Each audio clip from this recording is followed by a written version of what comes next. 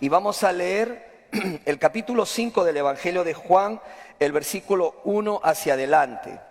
Juan capítulo 5, versículos del 1 hacia adelante. Bien, yo le espero hasta que lo encuentre. Quiero aprovechar para decirle a todos los papás, feliz Día de los Padres. Amén. Es una bendición, es una dicha, es un honor, es un privilegio ser padre. Yo soy padre, tú eres papá también, y damos gracias a Dios que lo somos y que el Señor nos siga usando para su gloria y para su honra. Bien, Juan capítulo 5, versículos del 1 en adelante. Vamos a leer este nuevo milagro que hoy vamos a estudiar. Se llama el paralítico de Betesda y dice así: después de estas cosas había una fiesta de los judíos y subió Jesús a Jerusalén. Y hay en Jerusalén, cerca de la puerta de las ovejas, un estanque llamado en hebreo como, el cual tiene 5 pórticos. En estos yacía una multitud de enfermos, ciegos, cojos y ¿quién más? Que esperaban el movimiento del agua, porque un ángel descendía de tiempo en tiempo al estanque y agitaba el agua, y el que primero descendía al estanque después del movimiento del agua quedaba ¿qué? De cualquier enfermedad que tuviese. Y había allí ¿quién? Un hombre que hacía ¿cuánto? 38 años que estaba ¿qué? Cuando Jesús lo vio acostado y supo que llevaba ya mucho tiempo así, le dijo, ¿qué le dijo? Señor, le respondió el enfermo, no tengo quien me meta en el estanque cuando se agita el agua, y entre tanto que yo voy, otro desciende antes que yo. ¿Qué le dijo Jesús? Y al instante aquel hombre fue sanado. Y tomó su lecho y anduvo. Y era día de reposo aquel día. Entonces los judíos dijeron a aquel que había sido sanado: hey, es día de reposo, no te es lícito llevar tu lecho. Él le respondió: el que me sanó, él mismo me dijo, toma tu lecho y anda. Entonces le preguntaron: ¿quién es el que te dijo, toma tu lecho y anda? Y el que había sido sanado no sabía quién fuese, porque Jesús se había apartado de la gente que estaba en aquel lugar. Después le halló Jesús en el templo y le dijo: mira, has sido sanado, no peques más. ¿Para qué?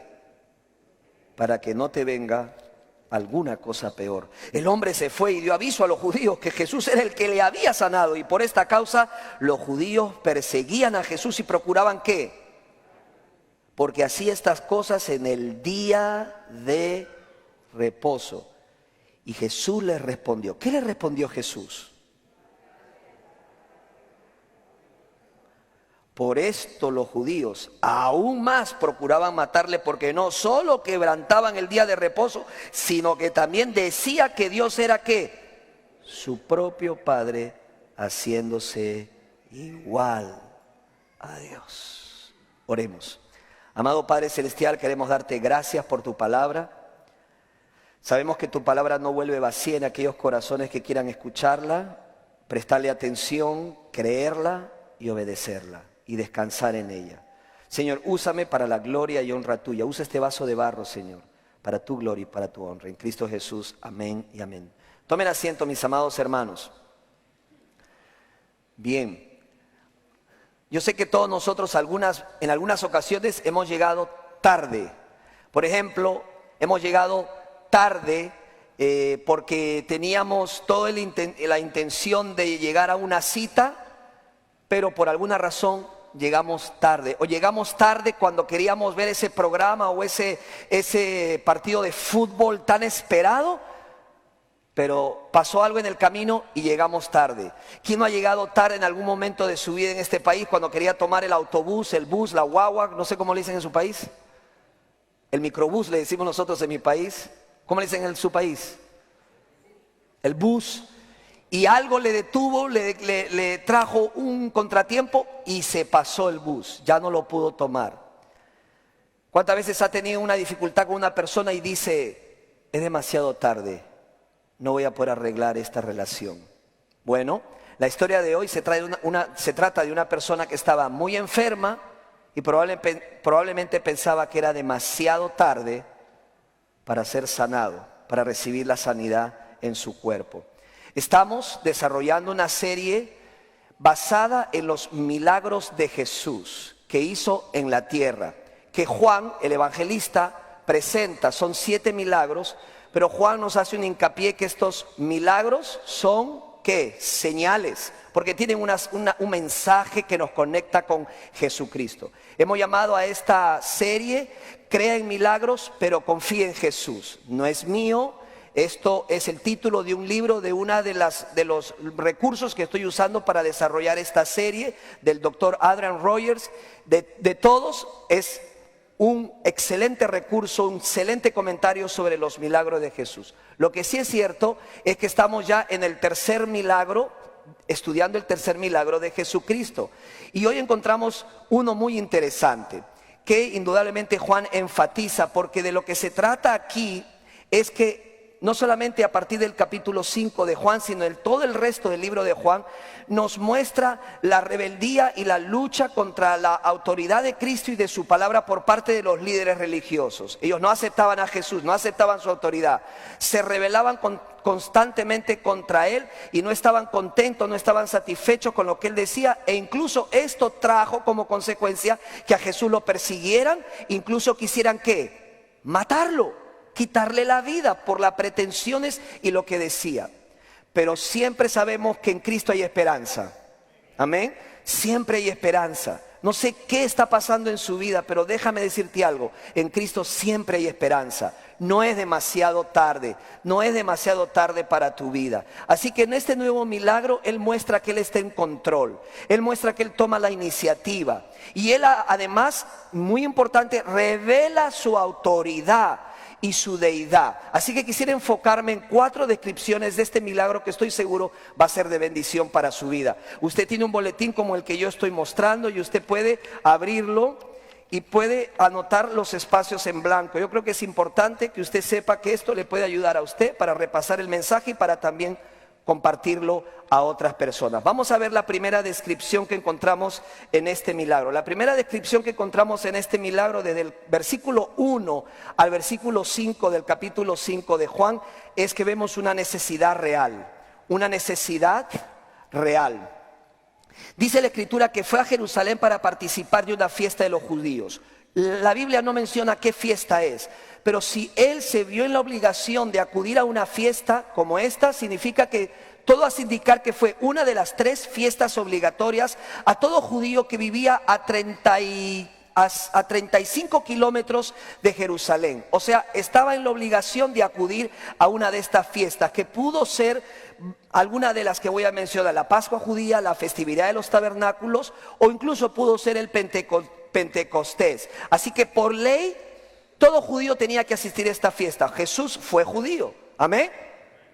Jesús fue judío, nació allí y creció como un niño, un hombre judío, y también acudió a esta fiesta con todos los demás. Luego habla de un estanque que tenía 5 pórticos, y es interesante que el evangelista describe que hay una multitud en ese estanque, multitud de personas que estaban sanas o enfermas.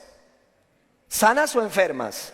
Enfermas. E incluso el evangelista describe los problemas que tenían estas personas de salud. Dice que habían ciegos, o sea que no podían ver, habían cojos que no podían caminar bien, y también habían paralíticos. O sea que no solamente estaba este hombre paralítico del que nos habla la historia presente, sino que habían otros paralíticos presentes en aquel lugar. Esa es una referencia que usted tiene que tomar en cuenta y luego me va a entender por qué.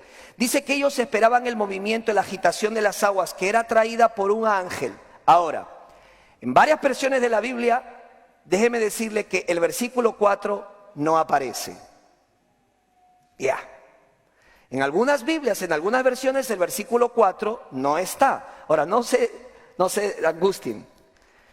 Muchos aluden, muchos estudiosos de las Escrituras creen que esta sección no corresponde al original, sino que más bien fue añadido en el margen en un manuscrito por uno de los escribas que estaba copiando el texto. ¿Por qué? Porque había que explicar en el versículo 7 lo que se lee aquí. En el versículo 7 dice: Señor, el paralítico, le respondió el enfermo, no tengo quien me meta en el estanque cuando se agita el agua. O sea que había una agitación de aguas. Entonces, según estos escritores, según estos analistas, según estos estudiosos, hay una referencia aquí que el que escribe necesitaba como dar más detalles. Lo importante es que había una agitación de aguas. En el versículo 7, el mismo paralítico lo menciona y lo manifiesta. Y en el versículo 5 empieza la historia de este gran milagro de un hombre paralítico. Ahora, este hombre fue elegido, diga elegido, porque quien elige a este hombre es Jesús. Jesús elige a este hombre, es Jesús el que lo elige para ser sanado, ya que estaba postrado por ¿cuántos años? 38 años. Jesús estaba en sus años, empezando sus años públicos, su ministerio público. O sea, estamos hablando del año 30 de Jesús, 31, 32. Este hombre era mucho mayor que él. Y estaba postrado por 38 años sin poder caminar. Hermano, póngase de pie en un momento, por favor. Hágalo en este momento. Póngase de pie, póngase de pie, póngase de pie. Y haga lo que yo estoy haciendo. Haga esto. Tóquese las piernas. Muévase un poquito al costado izquierdo, un poquito al costado derecho. Regrese a su sitio. No le he dicho que baile, hermano, solamente que... ¿Por qué no le dice, Señor, gracias porque puedo caminar? Gracias porque puedo tener mis piernas en buenas condiciones. Tomen asiento, hermanos. Entonces este paralítico no podía ni caminar, ni bailar, ni hacer nada. Indudablemente estamos hablando de un momento en la historia en que no había lo que hoy tenemos. Incluso la medicina, la ciencia ha avanzado tanto que hay incluso prótesis que le ayudan a una persona a ponerse de pie. En ese entonces no había nada y probablemente el hombre estaba postrado. Y su queja era de que nadie le ayudaba a llegar hasta el estanque para poder coger esa bendición de llegar primero y ser sanado. Indudablemente él, por alguna razón, llegaba hasta ahí o lo dejaban ahí, pero él pensaba que siempre era demasiado tarde. Pero apareció Jesucristo, apareció nuestro Señor Jesucristo. Pero había una necesidad real y este hombre fue elegido por Jesús para sanarlo. Aquí vemos la primera descripción de este milagro. Había una necesidad real que ameritaba, que necesitaba una restauración física, pero también emocional, y luego va usted a comprender que necesitaba una restauración espiritual. Eso es lo lindo de nuestro Señor, que Él lo hace todo completo. Amén. Él hace todo completo en nuestras vidas. Lo segundo que podemos ver, hermanos, es que el Señor también tiene todo poder y toda autoridad para restaurar todo hueso roto. El Señor tiene el poder y tiene la capacidad para restaurar todo corazón quebrantado e incluso toda relación quebrantada. Por eso muchas veces decimos que Él es el médico de médicos y Él tiene todo poder. Nada puede decirle a Él, tú no puedes hacerlo. Él está sobre toda enfermedad, sobre toda regla, sobre todo lo que Él ha creado, y Él, si quiere hacer algo, lo quiere hacer y lo va a hacer. ¿Cuántos dicen amén? La segunda descripción de este milagro que vemos es la siguiente. Aquí encontramos una esperanza real. Una esperanza real. Mira conmigo el versículo 6 y el versículo 7. Cuando Jesús lo vio acostado y supo que llevaba ya mucho tiempo así, le dijo: ¿quieres ser sano? Jesús. Como que esa pregunta está como que no la entiendo. ¿Cómo no va a querer ser sano? 38 años sin poder caminar. Jesús le dice: ¿quieres ser sano? Verso 7, Señor, le respondió el enfermo. Mira la respuesta del enfermo. Sí, Señor, quiero ser sano, vine al culto, por favor, haz tu obra. No, Señor, le respondió el enfermo, no tengo quien me meta en el estanque cuando se agite el agua. Y entre tanto que yo voy, otro desciende antes que yo. Como que ni le presta atención a lo que Jesús está preguntando, ¿verdad? Hermanos, Jesús le dice: ¿quieres ser sano? ¿Quieres recibir la sanidad de tu cuerpo? Hablando de sanidad, hoy por hoy vemos muchos programas de televisión, incluso radio. Hay evangelistas, ¿verdad? Personas que aparecen y prometen y dicen que tienen el don de sanidad y tienen el poder para sanar. Esto no es nuevo. La historia registra, especialmente en los Estados Unidos, que se levantaron personas atribuyéndose un poder para sanar a enfermos. Esto no es algo nuevo, no es algo que ha aparecido el año pasado. Esto ha pasado desde mucho tiempo atrás, que televangelistas o personas se levantaban, hacían cruzadas, hacían campañas y decían: vengan que van a ser sanados. En uno de los comentarios, la centralidad en Jesús, es uno de los muy buenos comentarios que utilizo, describe el caso de una persona que luego a mí me gusta cuando alguien cita algo, me voy y lo investigo y lo googleo. ¿Así es? Ok, le hago eso. Y busco la información y me voy a YouTube y de verdad, este es un caso real de un televangelista, un gran personaje, diríamos así, un evangelista sanador allá por los años 1970 llamado Pedro Popov. Hasta el apellido es curioso. El cual convocaba grandes multitudes, muchísima más de la que está aquí, llenaba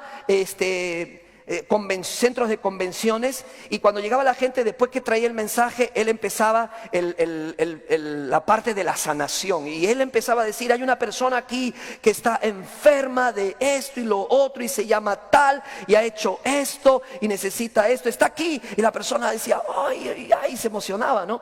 Y entonces él se acercaba, ponía las manos y oraba y hacía supuestamente la sanidad.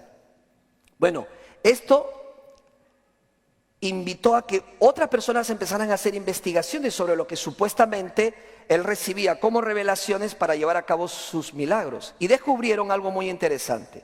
Descubrieron que su esposa en otro ambiente le empezaba a dictar a través de un aparatito que él tenía en la oreja los nombres y los problemas de salud que tenían las personas que acudían. Entonces ella le iba soplando. ¿Saben soplar? No es soplar de soplar, le decía el nombre de la persona y le decía: esta persona tiene esto y lo otro. Entonces él empezaba a repetir y la persona se sorprendía y luego él se acercaba y hacía la sanidad. El punto es que esto salió a luz, salió en cadena nacional y pues lo expusieron y vieron que todo era una farsa. Ahora la pregunta era: ¿cómo la esposa sabía toda esta información? Muy simple, cuando todos acudían a estas campañas llenaban una hoja de pedidos de oración. Y cuando tenían todas esas tarjetas, la esposa sacaba algunas y le dictaba por el aparatito los detalles de esa situación, de esa necesidad de esa persona, ¿no? Entonces, hermanos, vemos que muchas de estas personas fueron defraudadas, se sintieron terriblemente engañadas, porque indudablemente se trataba de una farsa. En esta historia que vemos en el Evangelio de Juan, no da soporte al reclamo de la fe sanadora. Es decir, este hombre no tenía fe. No se habla de un hombre que tenía fe, no se habla de esa fe que sana.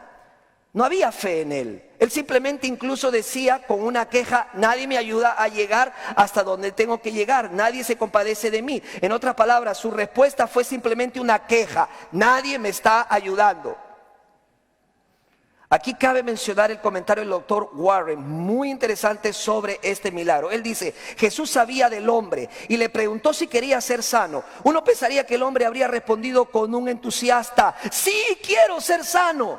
Pero más bien el hombre empezó a dar excusas. Había estado en esa triste condición por todo el tiempo que su voluntad estaba tan paralizada como su cuerpo. Pero si comparas Juan capítulo 5 versículo 6 con el versículo 40, te vas a dar cuenta lo que el Señor tenía en mente para hacer lo que hizo, en el momento en que lo hizo, con la persona en que lo hizo. Él quería dejar una lección espiritual a través de este milagro. La condición de este hombre era la condición de toda la nación. Su condición espiritual reflejaba la condición de toda la nación. Ahora, luego vamos a seguir leyendo y vamos a entender cuál era la condición del hombre en referencia a por qué él estaba así. Incluso vamos a entender por qué las autoridades religiosas reclaman que por qué él estaba cargando su lecho en el día de reposo. El hombre en el versículo 11 dice: él me sanó, él mismo me dijo: toma tu lecho y anda. Hablen con él, a mí no me digan nada. Si lo único que yo hice fue decirle una queja, no llego hasta el estanque, él me pregunta: ¿quiere ser sano? Yo lo que le dije, le enfaticé que a mí nadie me puede llegar hasta allá. Y él me dijo: ¿sabes qué? Levántate. Así de simple. Levántate y toma tu lecho y anda y camina. Hermano, Jesús estaba revelando la condición espiritual de este hombre. Este hombre había cometido pecado. Y eso lo vemos más adelante, si usted quiere, puede fijarse en el versículo 14, cuando dice: después le halló Jesús en el templo y le dijo: mira, mira. Ya él estaba caminando, ya él estaba incluso en el templo, probablemente porque como lo que es de costumbre, cuando hay una sanidad, cuando hay un milagro, hay una purificación, las personas iban al templo para que los sacerdotes certificaran lo que había pasado. Jesús le encuentra y ¿qué le dice? No peques más, para que no te venga alguna cosa peor.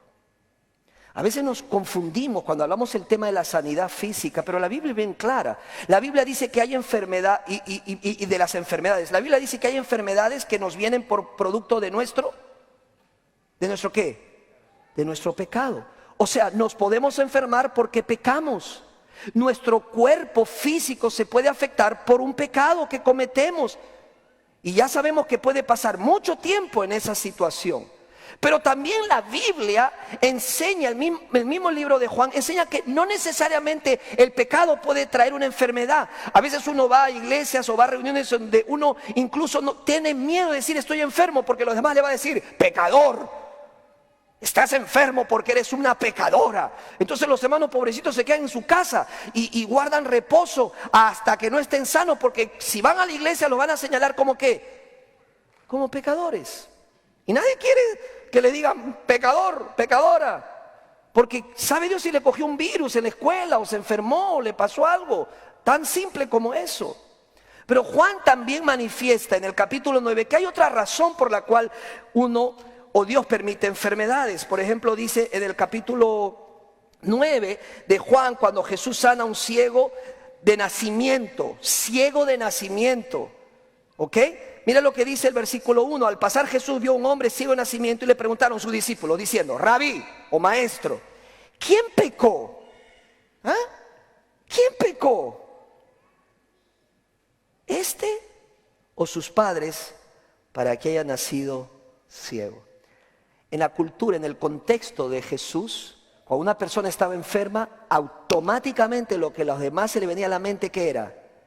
Ha pecado, ha hecho algo malo, ha quebrantado la ley, es un castigo de Dios, ¿verdad? Pero Jesús dice, no.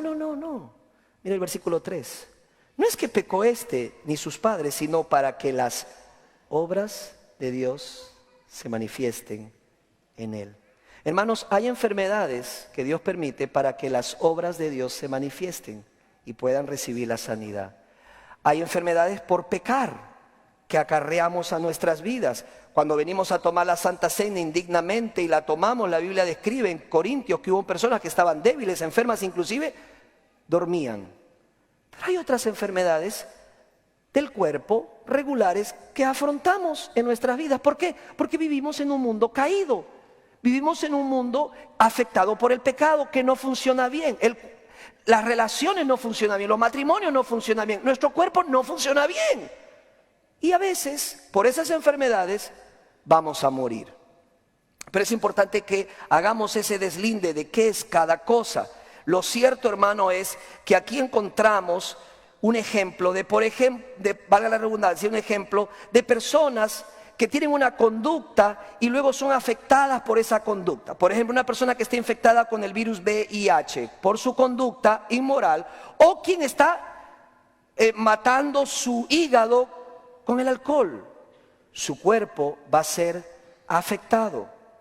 En Cristo, hermanos, y esta es la segunda descripción que aprendemos aquí, en Cristo hay esperanza real, aunque nosotros no tengamos la fe suficiente que se requiere. ¿Por qué? Porque la gracia de Dios es mucho más firme y mucho más sólida y mucho más segura que mi propia fe.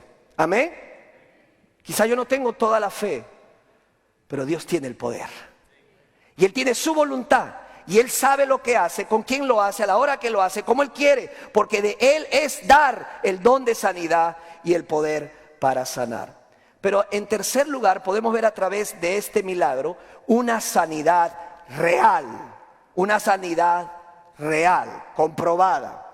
Y a partir del capítulo 5, versículo más adelante vemos lo que el Señor hace. Regrese conmigo Juan capítulo 5 y dice la palabra del Señor en el versículo 8. Jesús le dijo, levántate, toma tu lecho. ¿Y qué más le dijo? Y anda. 38 años postrado, 38 años. No son 10, no son 20, 30, casi 40 años. ¿Cuántos tienen 40 años? Jóvenes de Dios. Imagínate todos tus 40 años sin poder caminar. Y Jesús con una palabra le dice, toma tu lecho y empieza a caminar. Hermano, Jesús tiene tal poder que apenas Él dijo, toma tu lecho y anda, la enfermedad se fue. Voló de Él y empezó a caminar. ¿Cuántas horas, días necesitó este hombre terapia para poder restablecer los movimientos de sus miembros y poder estabilizarse, para poder practicar todavía? ¿Cuánto? Nada. ¿Sabe por qué? Porque Jesús cuando lo hace, lo hace completamente bien. Su sanidad fue instantánea, poderosa, portentosa. Una sanidad real, fue instantánea. Hermano, ¿qué está haciendo Jesús aquí? Él no dijo, si no me lo pides, no lo hago. Él no dije, ¿sabes qué? Tú no mereces ser sanado. Y no merecía ser sanado porque lo que tenía era la consecuencia de lo que había hecho. Jesús no dice eso.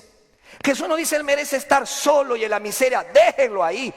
Y encima nos salió terco el muchacho que ni siquiera quiere que lo ayudemos. No dijo eso. En su gracia Jesús vino, se enfocó en él, se enfocó en su pasado porque dice la Biblia que él conoce a los hombres. Se enfocó en su presente y en su desgracia, pero también se enfocó en lo que él podía hacer si el Señor tocaba su vida. Él estaba en control y él sabe por qué hace ese milagro. El Señor se enfocó en su restauración y lo hizo completo. Jesús puede hacer también eso contigo y puede hacer eso conmigo. Él tiene ojos para ver nuestro pasado, Él tiene ojos para ver nuestros quebrantos y Él puede hacer algo completo en tu vida, si vienes a Él.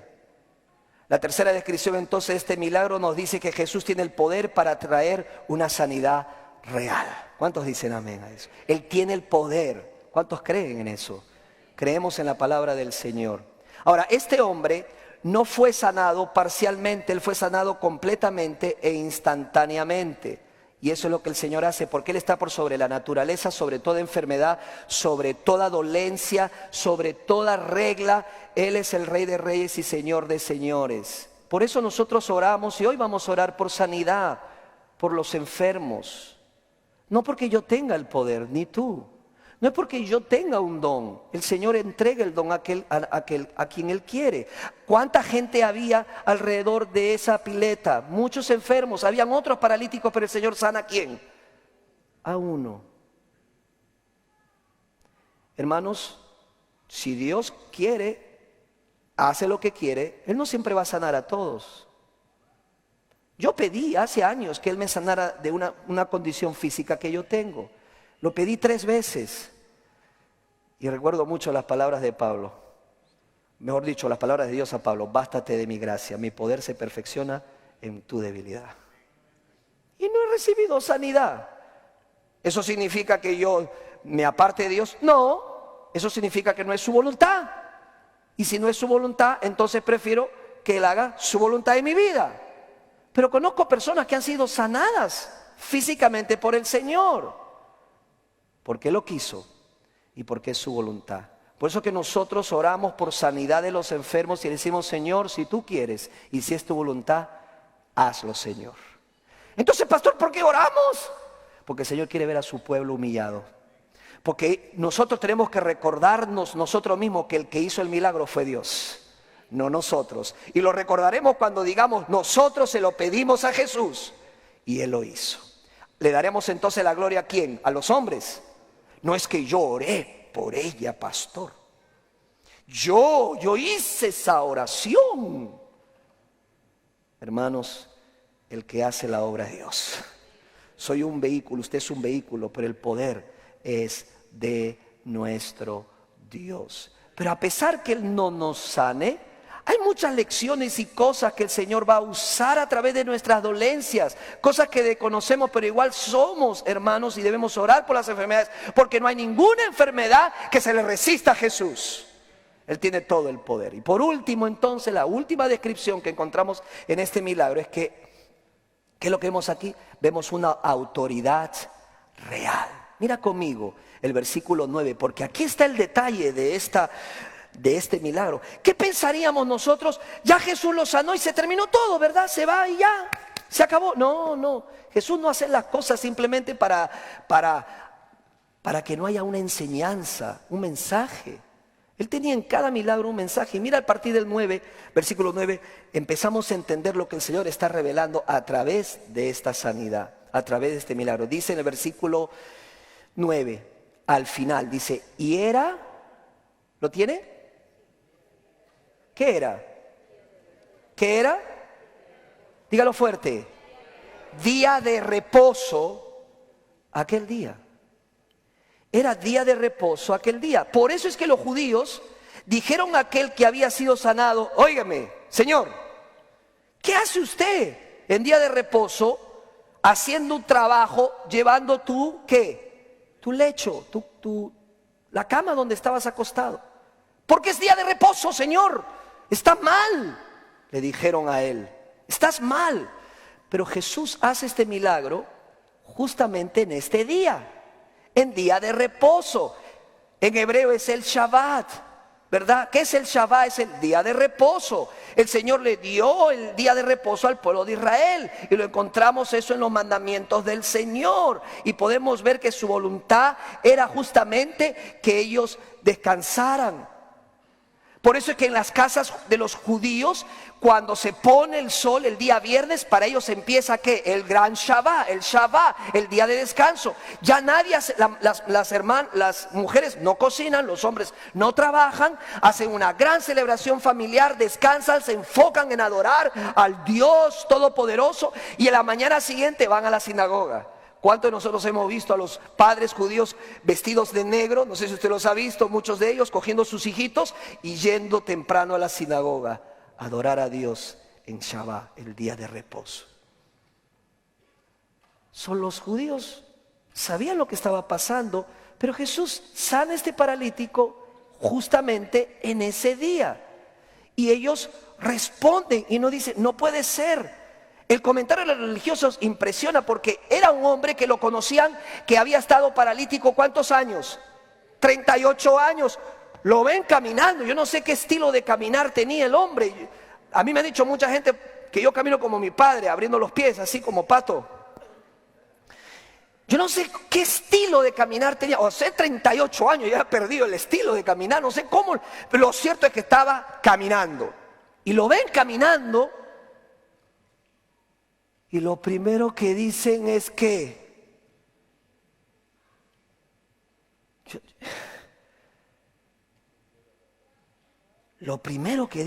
¿qué haces cargando tu cama? ¿Qué es lo primero que debieron hacer? Celebración, te sanaron, gloria a Dios. No, yo estaba más preocupado ¿en qué? En sus reglas. Su preocupación eran sus reglas, no las de Dios. Estaba más preocupado por sus reglas que por las personas. Estaban tan enfocados en sus tradiciones, en sus reglas, que no le importara que este hombre había sido sano.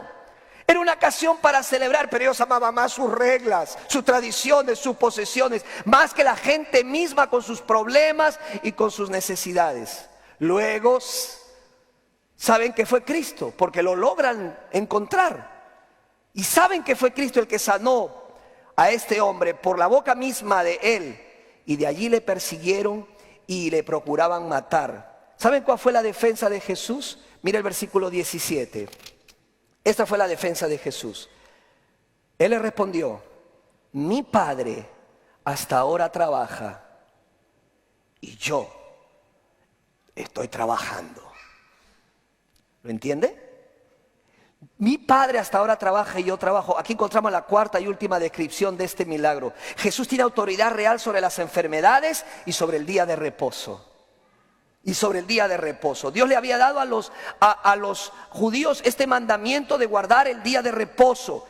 Pero su intención fue bendecirlos con este descanso, como luego Jesús manifiesta en Marcos capítulo 2, versículo 27, que sería bueno que lo apuntara en sus boletines, Marcos 2, 27, cuando Él continuó diciéndoles: el día de reposo se hizo para el hombre y no el hombre para el día de reposo. Marcos capítulo 2, versículo 27. Hermanos, en Shabbat no se trabajaba, en el día de reposo no se hacía esfuerzo físico, pero sí se permitía hacer actos de misericordia, especialmente actos de gentileza por aquellos que necesitaban ayuda. Había que ser misericordioso y bondadoso con aquel que estaba en dolor y sufriendo, así que encajaba perfectamente este milagro con el espíritu del mandamiento. Jesús no está defendiendo la claridad y el propósito del día de reposo. Él estaba de acuerdo y todos estaban de acuerdo. Ninguno de ellos podía decir que Dios no estaba trabajando. Mas sin embargo Él le dice que Él perfectamente y legítimamente tiene el reclamo de decir: así como mi Padre está trabajando, yo también estoy trabajando. ¿Cuál era la lógica de Jesús? Hacer el milagro en Shabbat, el día de reposo. La defensa es válida. Todos los factores que aplican para Dios deben aplicar para Jesús mismo. Todo lo que Dios es, Dios Padre es, Jesús también lo es. Lo que estaba sucediendo es que los judíos no querían aceptar, reconocer y se estaban rebelando a la autoridad y deidad de Jesucristo. En otras palabras, Jesús estaba revelando su autoridad a través de este milagro. A aquellos que rechazaban su autoridad. Había que tomar una decisión muy simple. ¿Los líderes se someterían a la autoridad de Jesús o vivirían en rebeldía contra su autoridad y elegirían vivir autónomamente? Dependiendo de la situación en la que nos encontramos, nosotros a veces vamos a pelear con esto mismo en nuestros corazones. O obedecemos a Cristo, nos sujetamos a Cristo, o hacemos lo que queremos de la manera como queremos, seguimos nuestros deseos e intereses propios y dejamos que nosotros nos hagamos cargo de la situación. Hermanos, esta es una batalla que libramos todos nosotros. O me someto o no me someto. Todo depende de nuestra actitud. Por nosotros mismos nos cuesta someternos, pero si el Señor lo hace con su poder, lo lograremos. Amén. Todo lo podemos en Cristo que nos fortalece. Jesús es Señor sobre las enfermedades y sobre el día de reposo. Eso significa que Jesús puede sanar y también puede dar descanso a nuestras vidas. Él lo puede hacer. Él tiene todo poder. Diga conmigo: Jesús tiene todo poder. Jesús puede sanar cualquier hueso roto. ¿Cuántos lo creen? Pero Él también puede sanar cualquier corazón quebrantado. Y aún puede sanar cualquier relación rota. No es demasiado tarde. ¿Cuántos dicen amén? No es demasiado tarde. Si estás cansada, cansado, fatigado, no tienes el poder para seguir, déjame decirte algo en el nombre de Jesucristo. Jesús puede darte el descanso que tú necesitas. Él es el Señor de sanidad. Él es el Señor de señores. Él te invita a entrar a su descanso mientras le sigues, y Él puede renovar y restaurarte mientras continúas en pos de Jesucristo. Déjame decirte, hermano, no es demasiado tarde. ¿Por qué no le decimos al Señor: aquí está mi dolencia? Puede ser su cuerpo, hermano.